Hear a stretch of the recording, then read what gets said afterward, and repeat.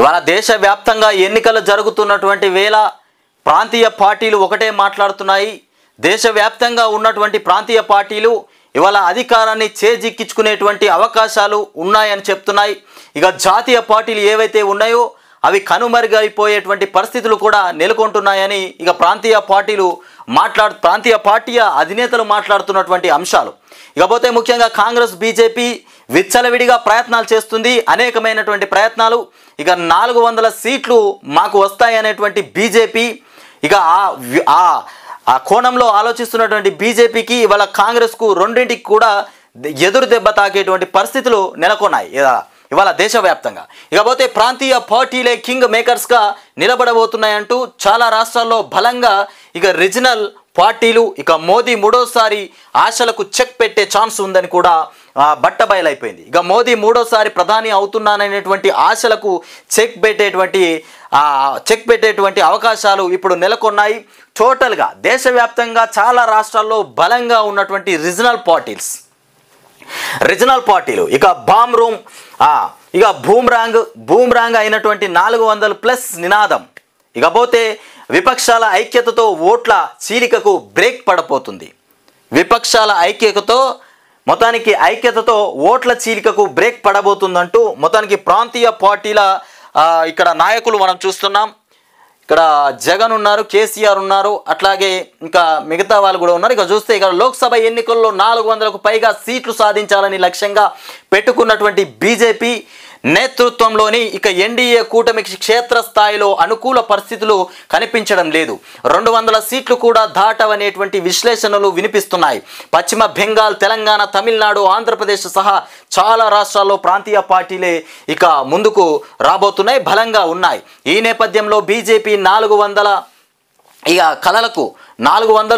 అనేటువంటి కళలు ఏవైతే ఉన్నాయో అవి నీళ్ల పాలు కాబోతున్నాయి. ప్రాంతీయ పార్టీలు చెక్ పెడతాయని కూడా విశ్లేషకులు అంటున్నారు. వివిధ రాష్ట్రాల్లో జరుగుతున్నటువంటి ఎన్నికల్లో ప్రాంతీయ పార్టీలే నిర్ణయాత్మక పాత్ర పోషిస్తాయని కూడా తెలుస్తున్నది. ఈసారి భారీ మెజార్టీతో విజయం సాధించనున్న బీజేపీ ప్లాన్ను పలు అంశాలు అడ్డుకుంటున్నాయని కూడా చెప్తున్నటువంటి అంశాలు. ఇక పుంజుకున్న ప్రాంతీయ పార్టీలు మొత్తానికి దేశవ్యాప్తంగా కూడా ప్రాంతీయ పార్టీలు ఒక అడుగు ముందుకేసి పోతున్నాయి. ఇక జాతీయ పార్టీలు దెబ్బతినేటువంటి పరిస్థితి. అందులో ముఖ్యంగా 400 సీట్లకు పైన మేము గెలుస్తామనేటువంటి బీజేపీ అట్టడుగున పడిపోయేటువంటి పరిస్థితులు కూడా ఏర్పడుతున్నాయి. ఇక దేశంలో ప్రాంతీయ పార్టీలకు చెదరని చరిత్ర ఉన్నది. గత కొన్నేళ్లుగా పలు పార్టీలు ఇక పుంజుకొని జాతీయ పార్టీలైనటువంటి బీజేపీ, కాంగ్రెస్ను సవాల్ చేసే పరిస్థితి వచ్చాయి. పశ్చిమ బెంగాల్లో తృణమూల్ కాంగ్రెస్, ఇక తెలంగాణలో బీఆర్ఎస్, ఏపీలో వైసీపీ, ఇక మహారాష్ట్రలో ఎన్సీపీ, తమిళనాడులో డిఎంకే, ఒడిశాలో ఇక బీజేడీ, జార్ఖండ్లో జీఎంఎం, ఇక యూపీలో ఎస్పీ, ఇక బీహార్లో ఇక ఆర్జేడీ ఇక వంటి పార్టీలతో పాటు ఈశాన్య రాష్ట్రాల్లో పలు పార్టీలు కూడా బలంగా ఉన్నాయి. మరోవైపు ఢిల్లీ, పంజాబ్లో అధికారంలో ఉన్న కేజ్రీవాల్ నేతృత్వంలోని ఆప్ బీజేపీ జోరుకు అడ్డుగా మారింది. ఇక పలు రాష్ట్రాల్లో ఆ పార్టీ తన ప్రభావాన్ని చాటుకునేందుకు ప్రయత్నాలు చేస్తున్నది. ఇకపోతే పలు రాష్ట్రాల్లో ఆ పార్టీ ప్రయత్నాలు చేస్తున్నదంటే ఇక 400+ నినాదంపై ప్రజల్లో ఆందోళన.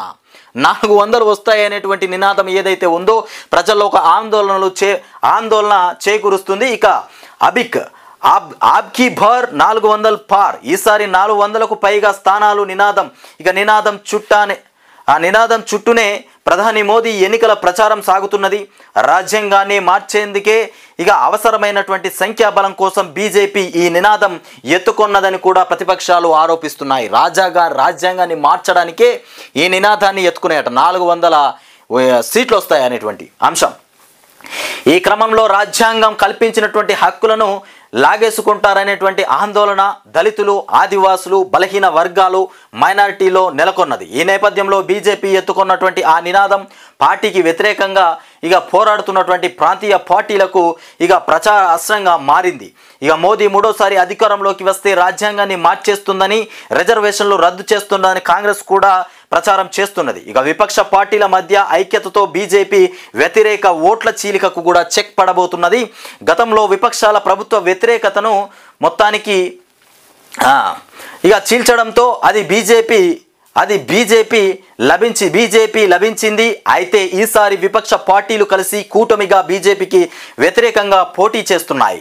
ఇక సీట్లను పంచుకోవడంతో ఓట్ల చీలికకు అవకాశం లేకుండా పోయింది. అయితే యూపీ, పశ్చిమ బెంగాల్ వంటి రాష్ట్రాల్లో ఈ మంత్రం పనిచేయలేదు. యూపీలో కాంగ్రెస్ ఎస్సీలతో కలవకుండా మాయావతి నేతృత్వంలోని బీఎస్పీ ఇక వేరుగా పోటీ చేస్తున్నది. బెంగాల్లో కూడా మమతా నేతృత్వంలోని టీఎంసీ రాష్ట్రంలోని అన్ని స్థానాల్లో భారీగా నిలిచారు.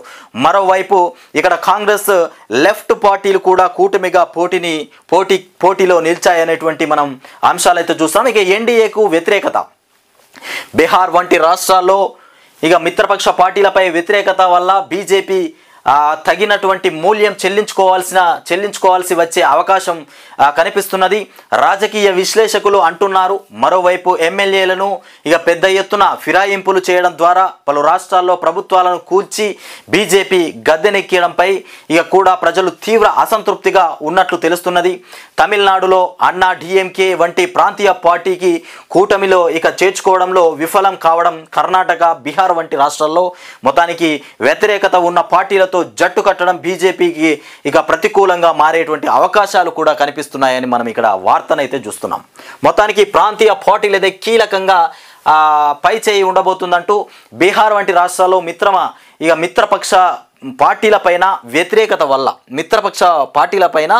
వ్యతిరేకత వల్ల ఇక మొత్తానికి బీజేపీ తగిన మూల్యం చెల్లించుకోవాల్సి వచ్చే అవకాశం కనిపిస్తుందని రాజకీయ విశ్లేషకులు అంటున్నారు.